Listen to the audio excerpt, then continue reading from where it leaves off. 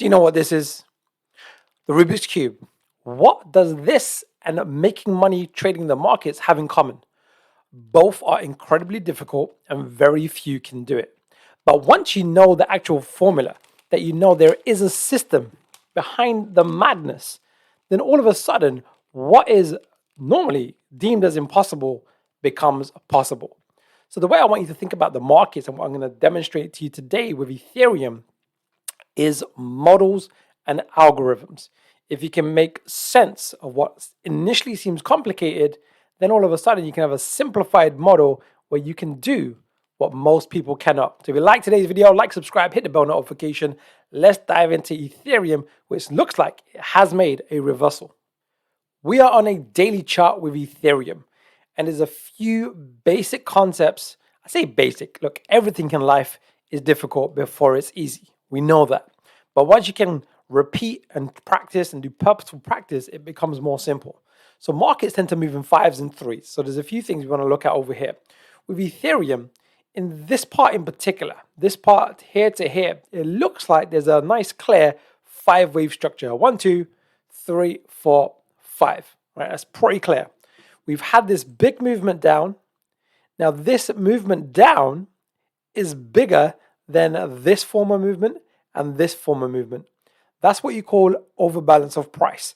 It's the biggest selling pressure that we've had since, what was the date?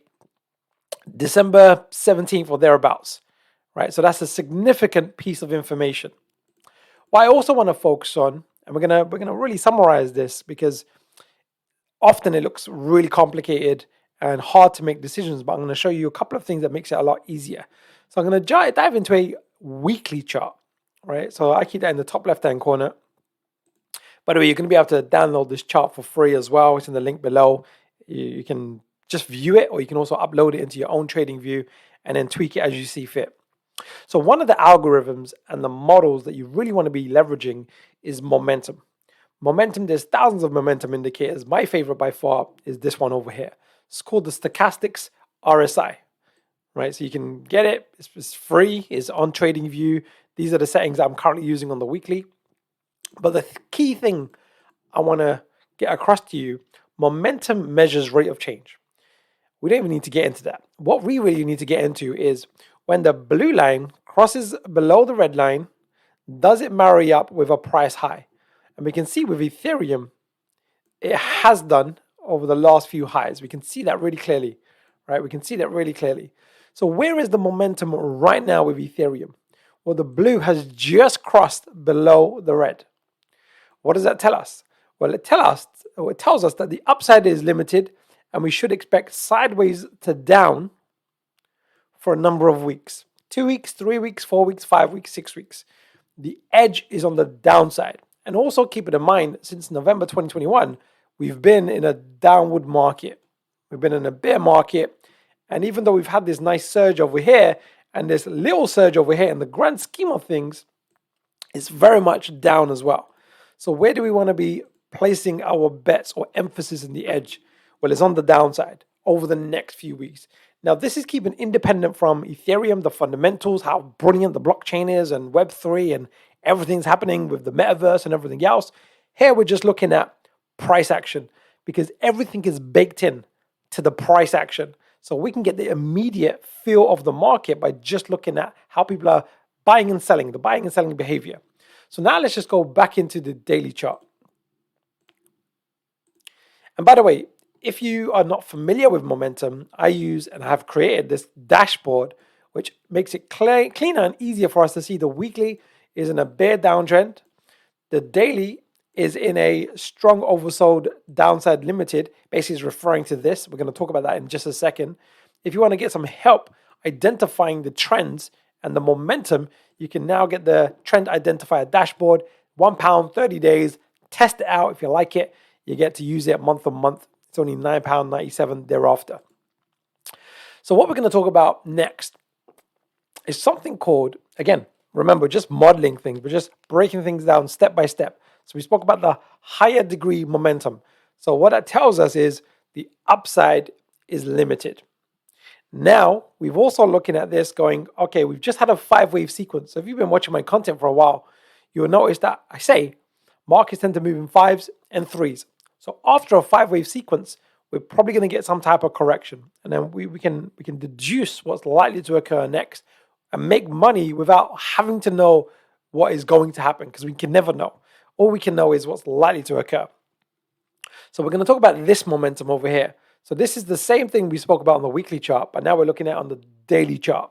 So it's relevant to the daily data, the other one relevant to the weekly data. What we've got is two crossovers over here, but we can see that the second one is lower than the first, but in the same time period, the price has gone higher. That's what you call a divergence, right? A bearish divergence. In other words, it's a sign of weakness, and it's likely that this is going to be a top and we're going to get some type of movement to the downside, which we've got this initial movement to the downside. So when I'm looking at Ethereum, again, I love blockchain and I love crypto, and I think it's going to be the best thing since sliced bread long term. Web 3.0, the revolution, taking back control, no centralized parties, etc., etc. But at the end of the day, the price is driven by speculation, and that's fear and greed. So when I'm looking at this, all I'm looking at is we've got to move up. We could count this as the wave 108 or this as the 108. It doesn't really matter too much in this instance. What we really want to focus on is we've got some type of move up, got some type of correction, and then we got the next leg up, which is broken down to a 5-wave sequence. So it's either a wave 3 or a wave C. And what that means is we're either going to get some type of correction and then a continuation to the upside, or we're actually going to get a move to the downside like this. Now, at this stage, we don't actually know. But what we do know is one way or the other, we're more than likely going to get an initial 3-wave moves to the downside. And it's at this point we'll get valuable information. So I use something called Elliott wave theory. It's one of the ways of looking at the market through a specific set of lenses, which talks about fear and greed. And I don't like to overcomplicate it or overanalyze. I'd like to keep it nice and simple and practical. Because it's not practical, then there's no point just doing Elliott wave counts for the sake of Elliott wave counts. I want practical information. So I'm going to talk about some of these things about pattern reversal signals, when certain things happen with buying and selling behavior that helps us see what's likely to occur next. So I'm going to go into Elliott wave, and if you're not familiar with Elliott wave, I've actually created a 4 secrets masterclass where one of the secrets is momentum. We spoke about momentum, and one of the other secrets is Elliott wave theory, how to read the psychology of the markets with a practical model. Remember, we're talking about models, not reinventing the wheel, things that other people have figured out in the past over decades and centuries, and we can just plug and play. And that's what Elliott wave is, and that's in the free masterclass. Is in the link below. It will just help you upskill yourself if you're not familiar with this and you haven't taken one of my courses before. So when I'm looking at this, there's a few vital pieces of information. One is this over here. Now, why I've drawn this is when you've got an impulsive trend to the upside, you shouldn't get a price overlap in terms of a wave structure. So this is the peak of the wave structure on a closing price data. What that means is the price has closed over here.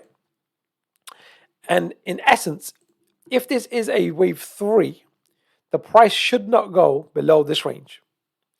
If it does, it tells us that this is not a wave 3 and it is indeed more likely to be a wave C, and we're probably going to see this low get exceeded.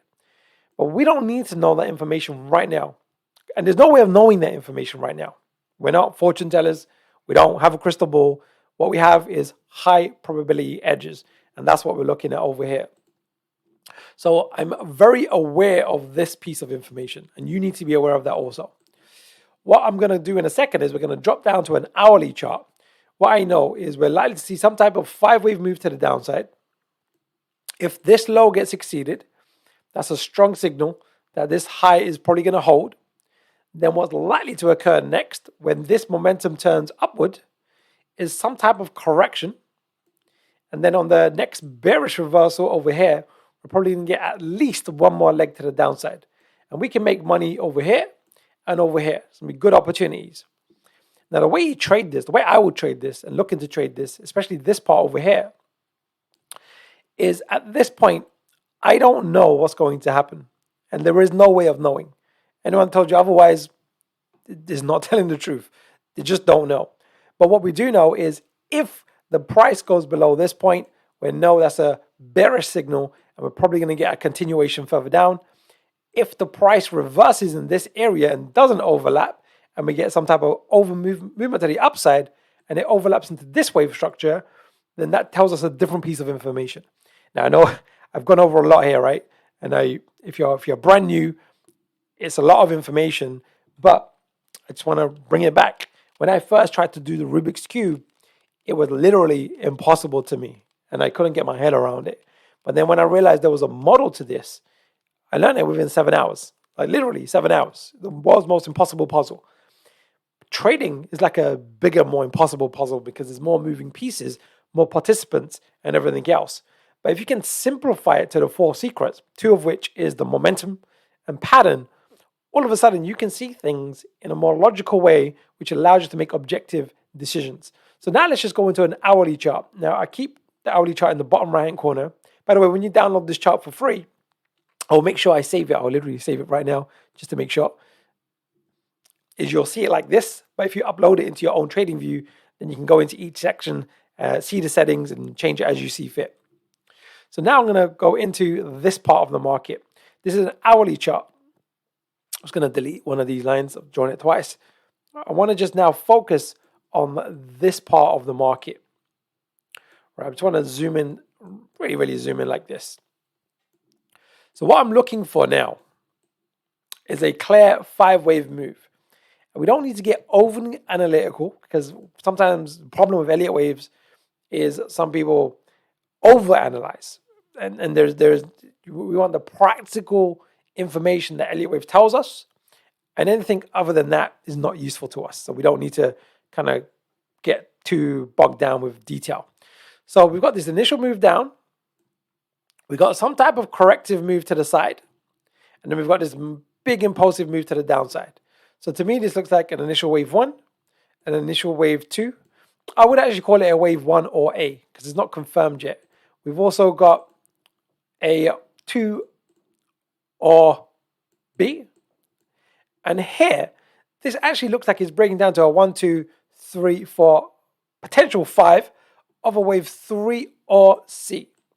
What's going to tell us what it is? Well, it's what happens next. If the price goes back into this range over here, then it tells us is a wave C. And then we're going to see some type of continuation to the upside.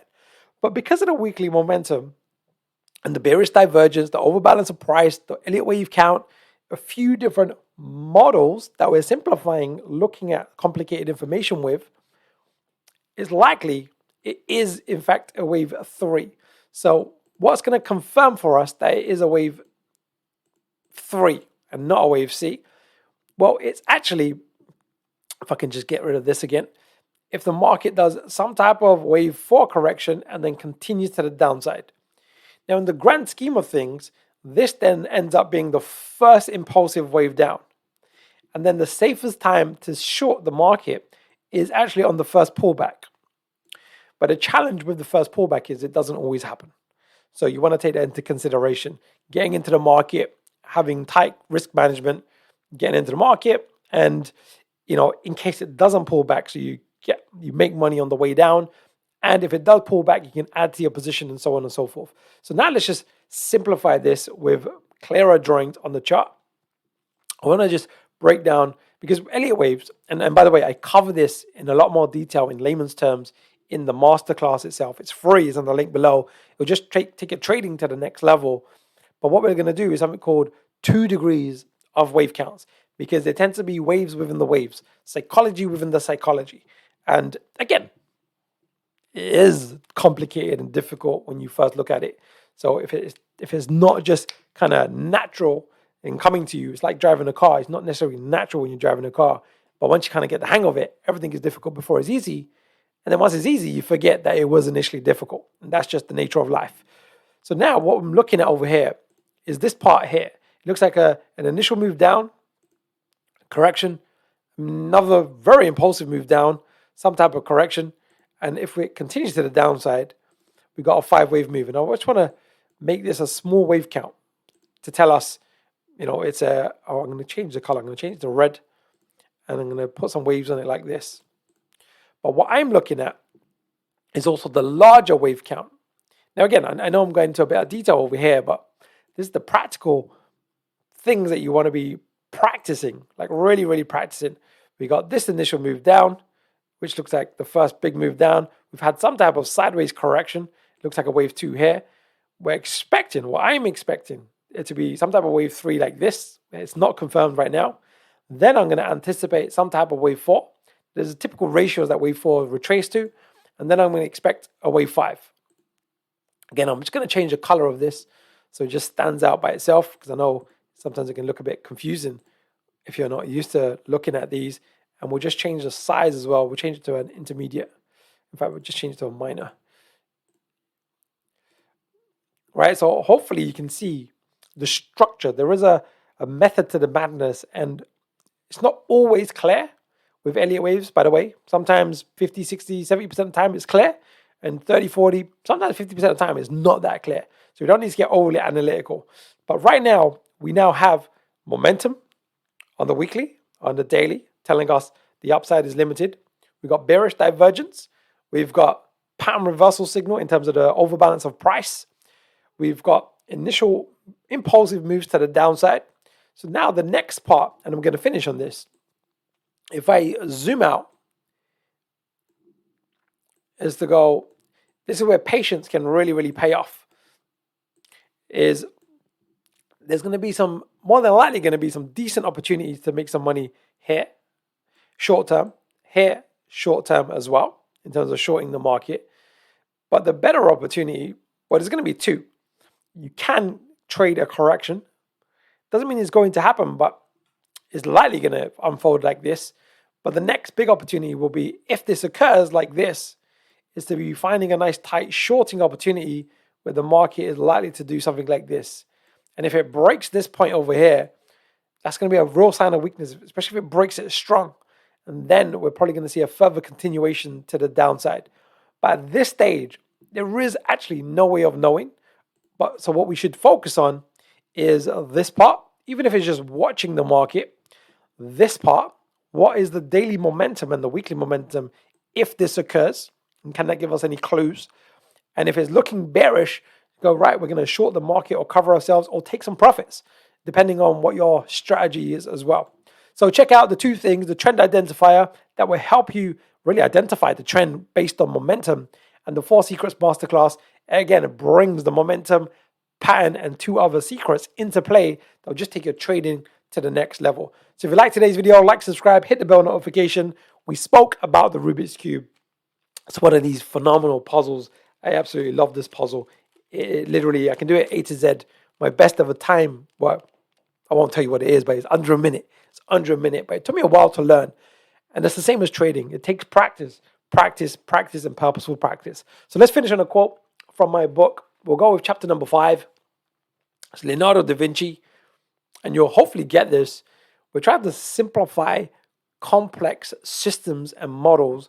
So we don't need to know massive things. We just need to know 4 things.